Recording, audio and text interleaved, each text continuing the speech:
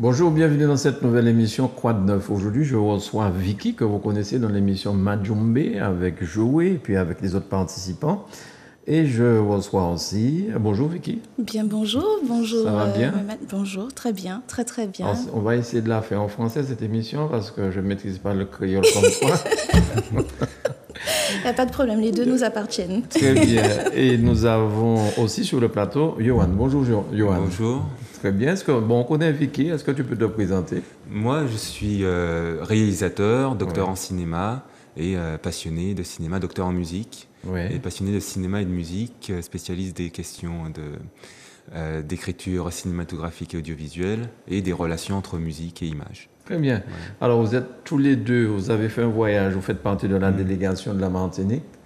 Vous êtes rendus au Togo pour le Festival international d'histoire d'Anéo, si je vois bien. Oui, c'est ça. Tu peux nous en dire deux mots, Vicky, peut-être? Alors, le Festival international d'histoire d'Anéo se déroule au Togo. Donc, Anéo, c'est la deuxième ville du Togo. C'est une ville, effectivement, qui a un passé lié à l'esclavage, puisque c'est de là que partaient les négriers, entre autres. Et Anéo, effectivement, tous les ans, organise un festival au cours duquel on réfléchit à nos sociétés africaines et afrodescendantes et surtout aux perspectives données au développement de ces sociétés. Comment l'Afrique, le Togo, dans cette ville, les Martiniquais, les Antillais sont perçus? Parce que souvent on entend dire que le peu de temps où j'ai passé en France, on disait oui, les Africains n'aimaient pas les Antillais. Est-ce que c'est cette perception-là qu'il faut garder, ou toi qui as été là-bas, quelle est ta perception? Alors, il y a je dirais, c'est comme partout, il y a deux visions de l'Antillais. Il y a la vision de l'Antillais par le prisme historique occidental, où on nous voit plus comme des Français, et ça, généralement, ce sont les Africains qui sont sur l'Occident, sur le continent européen, généralement, qui nous voient comme ça. Et puis, sur le continent africain, c'est autre chose.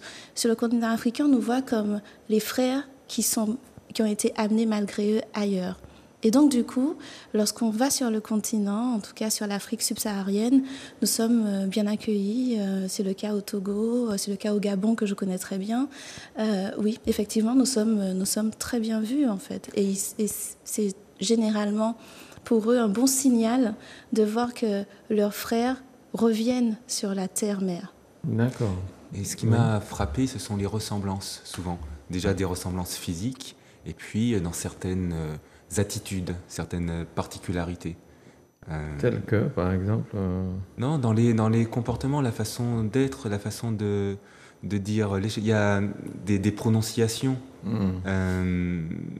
Voilà, ça m'a frappé. Des personnes que je vois, je me dis, mais ils sont antillais, enfin, c'est... Voilà. D'accord. Combien de personnes dans cette ville, la deuxième ville du Togo, à peu près, la population? Je l'ai su, je n'ai pas retenu.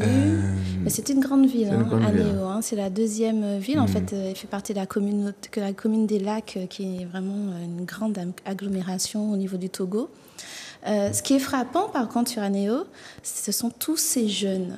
Il y a énormément de jeunes. Alors nous, effectivement, ici, qui sommes un territoire vieillissant, c'est impressionnant de voir cette espèce de nuée de jeunes, et surtout de jeunes qui sont intéressés par leur histoire et intéressés par le développement d'un nouveau futur qui leur ressemble.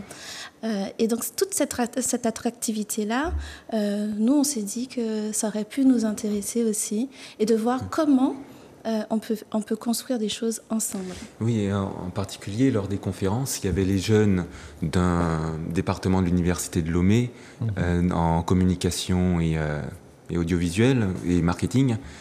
Et ils étaient très intéressés par les conférences, par tout ce qui était raconté, sur la façon dont on raconte l'histoire de l'Afrique, enfin, comment ils peuvent...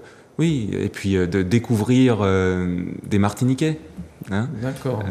Puisqu'ils n'avaient pas idée, beaucoup ne savaient pas où se trouvait la Martinique. Et non, et puis ils étaient très intéressés et très intéressants. Et c'est vrai que ce festival alors c'est pour ça que d'ailleurs nous sommes partis en délégation pluridisciplinaire, parce que ce festival il est protéiforme. Il y a à la fois la culture, il y a à la fois la rencontre humaine, il y a à la fois l'aspect scientifique, la recherche, il y a à la fois l'éducation. Il y a énormément de choses en ébullition sur ce festival. Et l'espace de quelques jours, Anéo devient finalement le centre de l'Afrique. Est-ce qu'on peut dire qu'aujourd'hui, on a une vision un petit peu dépassée sur l'Afrique et sur les Africains? Moi, par rapport à mon métier, la société où j'achetais mes caméras en France, quand j'ai décidé de passer aux caméras automatiques, et j'avais un ami martiniquais avec moi, il me dit, mais qu'est-ce que tu feras de tes caméras? Pourquoi tu n'essaies pas de les vendre aux Africains? Et le vendeur qui dit, il nous regarde et dit, mais on sait même pas qu'ils sont tellement plus loin que vous. Ils sont mieux équipés que vous. Et tout ça, ils maîtrisent ça mieux que vous. Aux Antilles, ça c'était resté dans ma tête, quoi. On a une fausse idée, en fait, de ce qui se passe en Afrique. Et c'est bien que des gens comme vous y alliez, que vous puissiez raconter ce que vous avez vu de vive voix. C'est vrai, en fait, ça concourt à notre histoire. C'est que nous avons toujours eu une vision par le prisme de l'occidental, et au démarrage par le prisme du colon, qui n'avait aucun intérêt à nous dire l'Afrique c'est bien.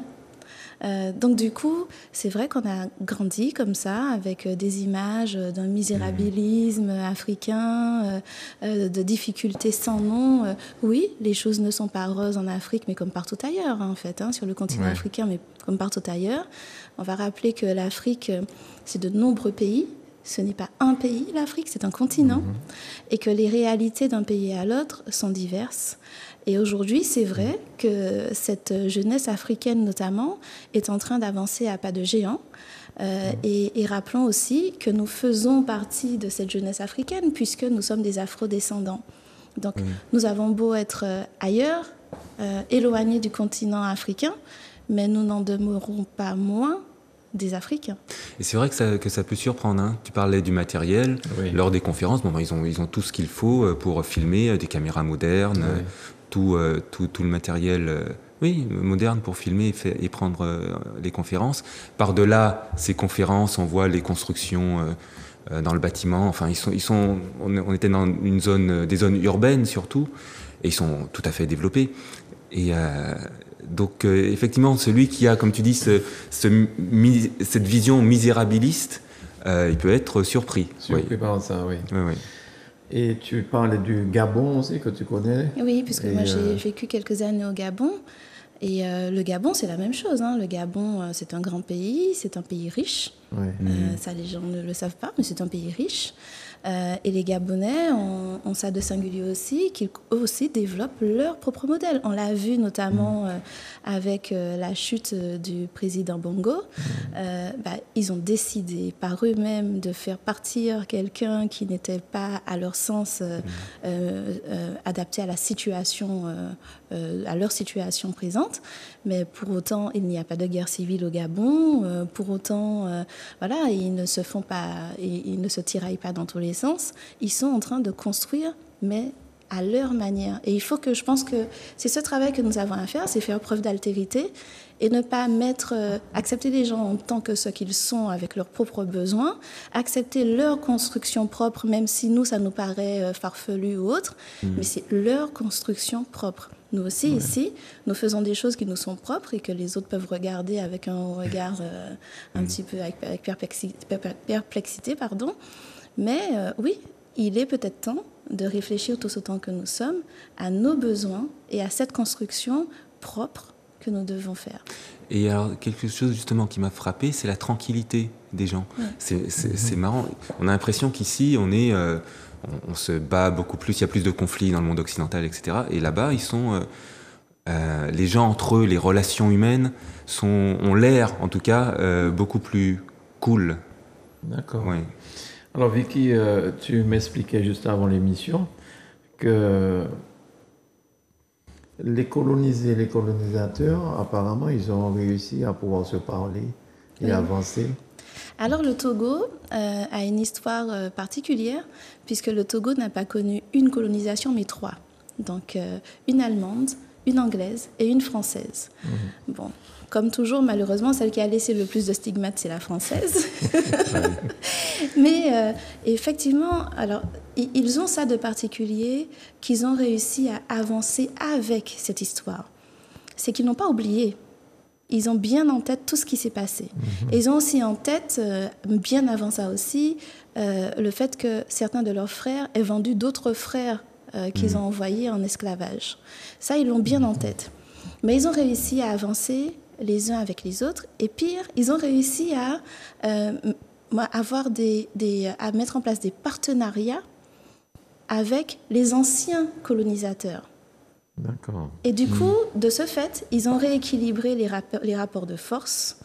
Et alors que la Martinique était toujours sous le joug de l'esclavage, le Togo, lui, était déjà en train de construire sa propre destinée aux mains des Togolais eux-mêmes. D'accord. Et c'est vrai que depuis ça, c'est vrai que Yohann dit qu'on sent qu'ils sont en paix. Oui, ils sont en paix. Ce sont des personnes qui sont étonnamment apaisées. Étonnamment. Et qui, du coup, nous disent, nous, on comprend ce que vous dites, on comprend ce que vous vivez, parce que nous, de notre côté, on a vu la déportation. Vous avez vécu l'esclavage. Et il y a des stigmates à guérir, mais il faut que vous arriviez à dépasser ça. Alors attention, quand on dit dépasser, c'est pas oublier, et forcer à oublier. Quand on dit dépasser, c'est tirer les enseignements de ça. Donc déjà, pour tirer les enseignements, il faut que nous connaissions l'histoire, nous. Donc on va commencer par ça, connaître notre histoire, en tirer les enseignements, et ensuite définir de qui nous sommes. Par exemple, on a vu dans Majumbe, on a posé la question de c'est quoi être un Martiniquais.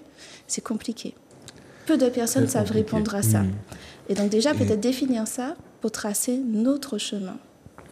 Et alors, tu posais la question, est-ce que c'est possible ici, facilement ? Moi, je pense que c'est possible si on pose la question justement des réparations, de la reconnaissance de certaines choses, qui se fait ailleurs, en Angleterre, aux États-Unis, qui a beaucoup plus de mal de se faire avec la France. Et alors je pensais à quelque chose sur le regard qu'on a sur notre histoire, sur l'esclavage. Par exemple, le cinéma français, le premier film qui parle de la Shoah, il date de 1942, avant la fin de la guerre. C'est Le Dictateur de Charlie Chaplin. Le premier film qui parle de l'esclavage français, il date de 2008, c'est un film comique. C'est Casse Départ, un film qui tourne un peu en dérision l'esclavage. Parallèlement, en Angleterre, dans la même période, vous avez 12 Years a Slave, qui est un film réellement solide, sérieux, sur cette question-là, en Angleterre. Et on voit la différence, la difficulté en France de traiter son histoire et son passé, à ce niveau-là. On parlait tout à l'heure là, de la Barbade, de la Caraïbe. La Barbade est devenue une république maintenant, avec une présidente, je crois. Oui, et en plus, avec un accompagnement de l'Angleterre. Chose que nous, ça sera peut-être compliqué qu'on ait ça de la France un jour. Mais oui, la Barbade a fait ce chemin et est en train de devenir d'ailleurs un État fort, vraiment fort. On a des exemples dans la Caraïbe dont on peut s'inspirer. Et je pense qu'aujourd'hui, on a cette chance d'avoir les réseaux, Internet, qui nous permettent de nous ouvrir à bien des peuples. Et peut-être qu'il faut qu'on jette un œil sur ce qui est en train de se faire pour pouvoir, nous, s'inspirer, je ne dis pas copier-coller, s'inspirer de ça pour qu'on puisse avancer de façon vraiment intrinsèque. Mais je suis très étonné lorsque je regarde des films anglais. D'ailleurs, le Premier ministre anglais actuellement, c'est un Indien. Oui. Et je suis très étonné de voir l'implication de toutes les tendances. Les Noirs, les Indiens... ils sont à des postes élevés dans la police. Certains ont été maires de certaines communes, des choses qu'on n'a pas l'impression qu'ils pourraient arriver de sitôt en France. Parce je qu'ils vois mal un Martiniquais Premier ministre là-bas. Ils ont déjà dépassé ça. Et c'est une double difficulté. L'une des questions qui se posait au Festival d'Anéo, c'est comment on raconte notre histoire de notre point de vue. Là, du point de vue de l'Afrique, mais pour nous, ça se pose de la même manière. Comment on maîtrise notre image, pour nous-mêmes et pour les autres.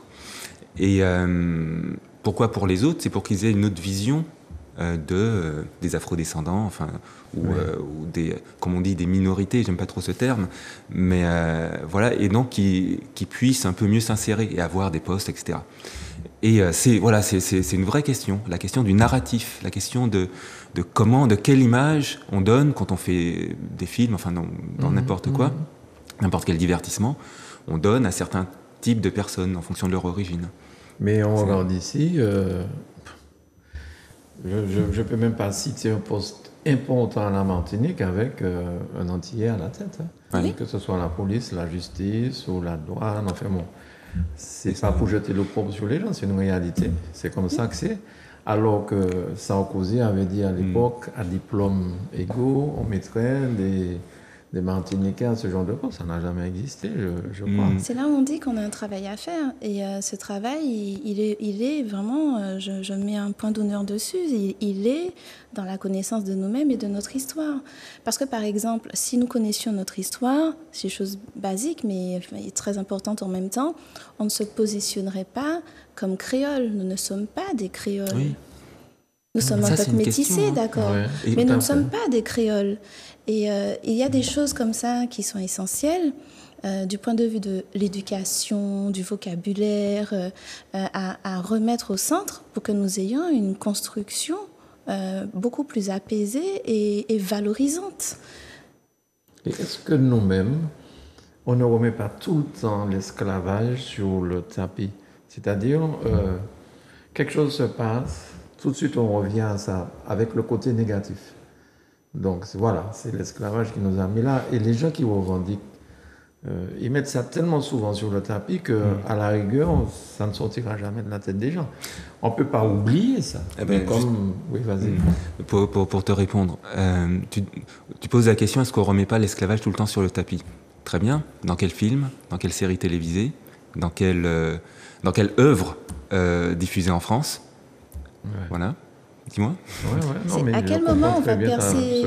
À quel moment on va quand est-ce qu'on en parle voilà. de façon nationale? Dans quoi? En fait, le problème, c'est que tant qu'on n'ira pas dans le fond des choses et qu'on n'ira pas percer, crever l'abcès et dire les choses réellement, une bonne fois pour toutes, et voir ce qu'on en tire de bon, de mauvais, une bonne fois pour toutes, pouvoir se regarder aussi dans la glace et reconnaître nos déviances par rapport à ça aussi. Nous péquer s'avancer. Il y a vraiment ce travail de fond à faire qui n'est pas fait, que d'autres ont fait pour pouvoir avancer. Ça ne s'est pas fait tout seul, comme ça, en un jour, pour ceux qui ont réussi à avancer.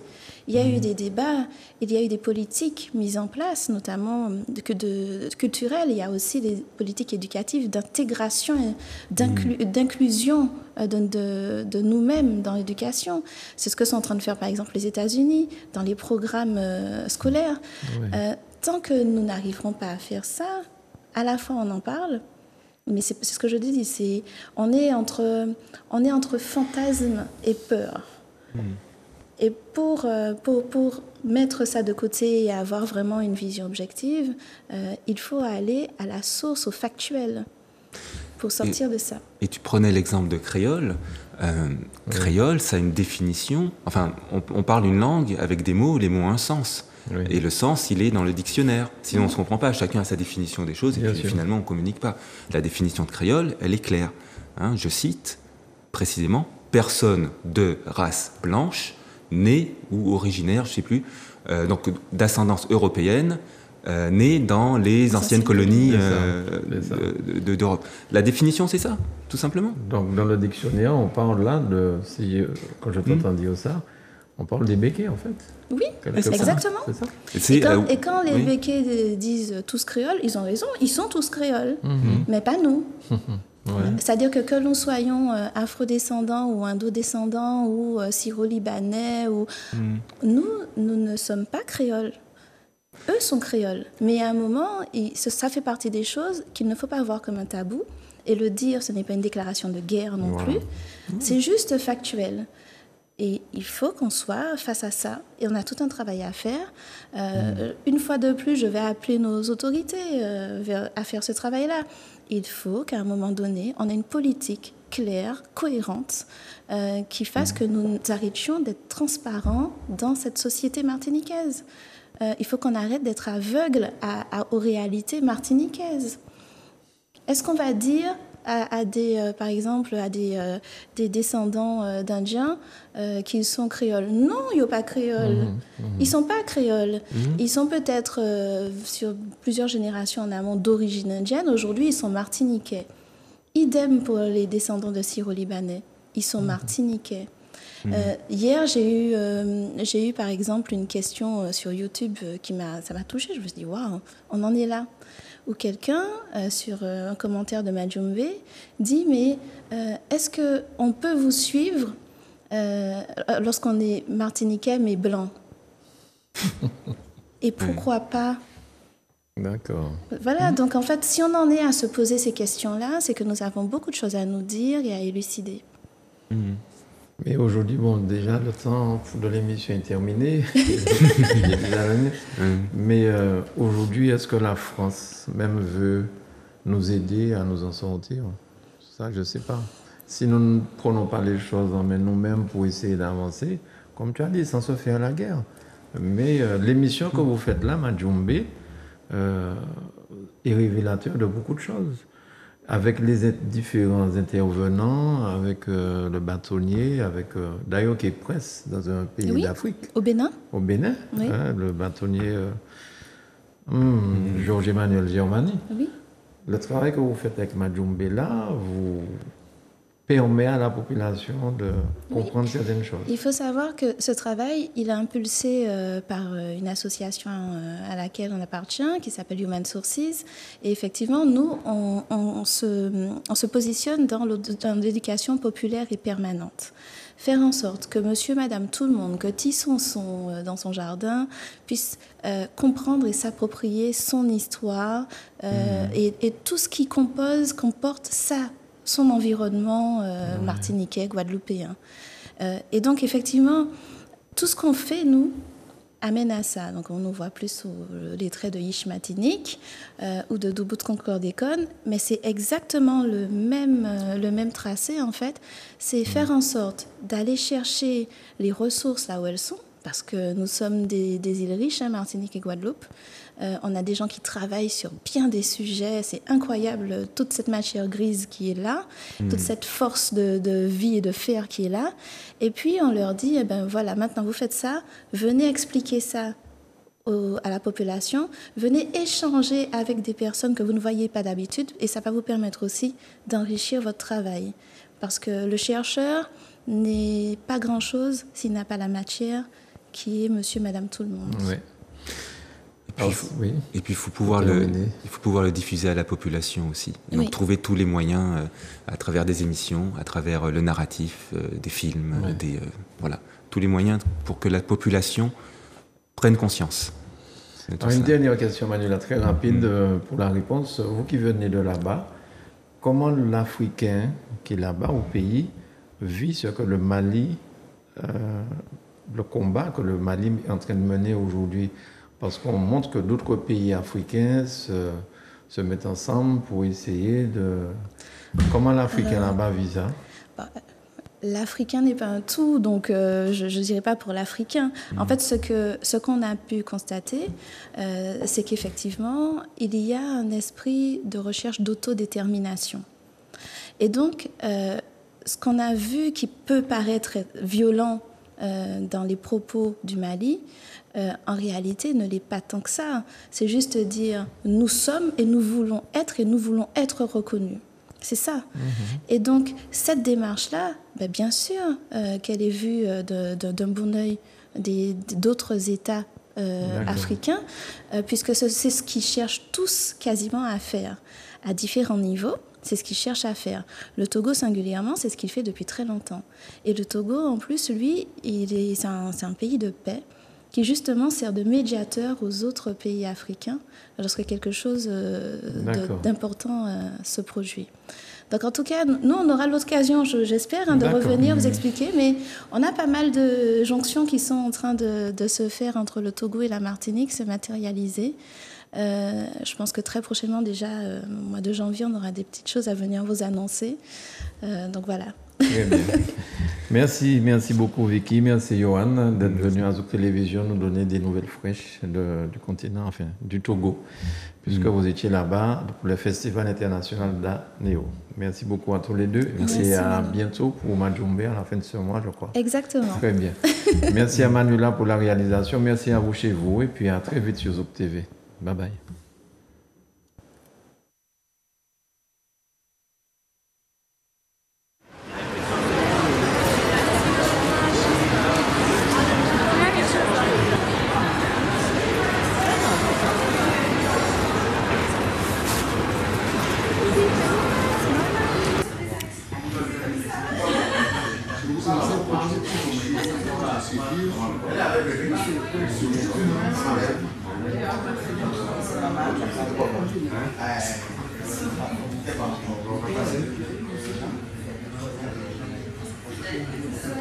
C'est une agriculture nourricière.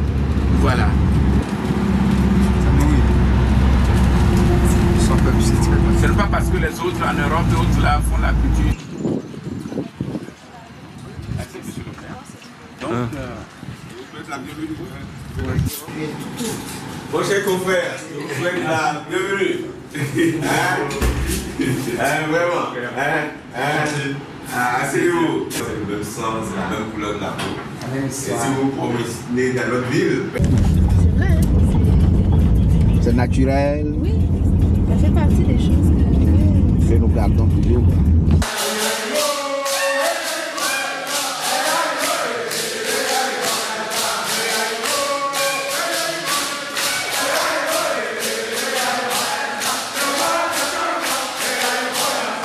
C'est mieux d'être au courant.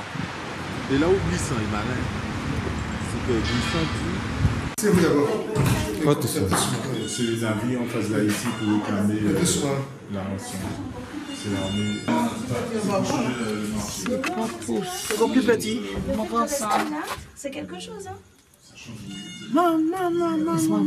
C'est effrayant. Non, mais le passage là. Pourquoi pas là? Le passage est encore plus. Hein. C'est encore plus petit. Ah! C'est effrayant. C'est la première fois que je vais comme ça. Il y a des matins à côté. Mais là, comme ça, c'est un niveau là. Et puis c'est clandestin encore. Ouais.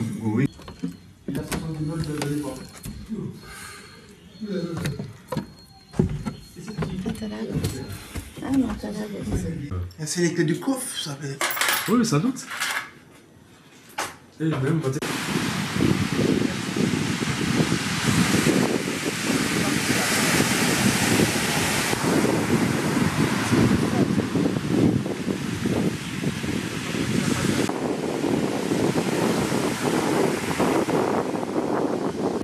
et il prononce, lui, il veut payer. Ah non, toi, on te fait.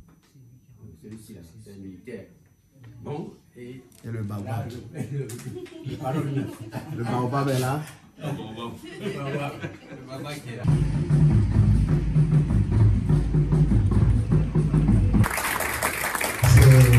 Merci beaucoup. Merci. Jusqu'à ce qui va être repris totalement. Donc voilà le studio.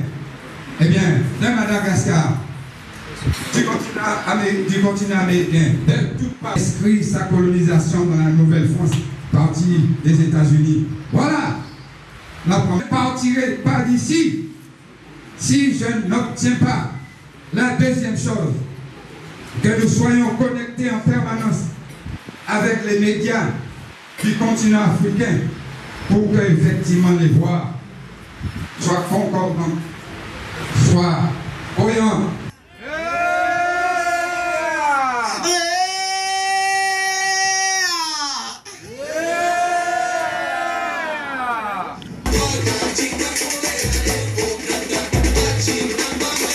Tu vois, où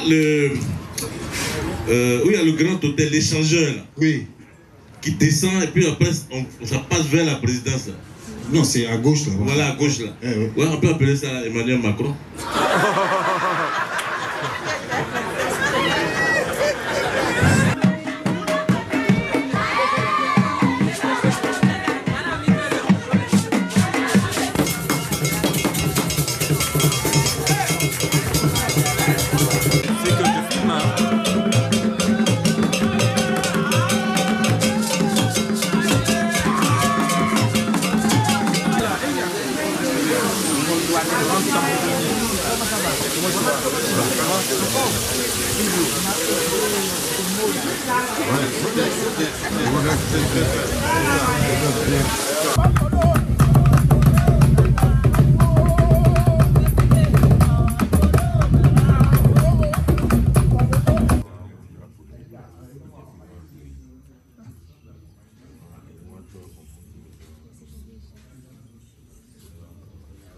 C'est le voyage, c'est un instrument, le tambour, tam-tam qu'on trouve dans l'océan qui vient.